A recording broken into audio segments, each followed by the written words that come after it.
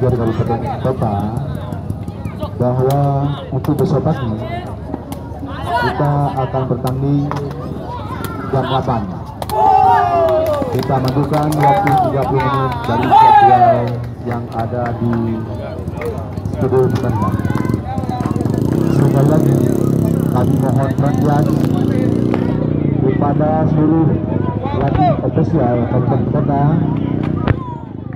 Kita besok akan melakukan pertandingan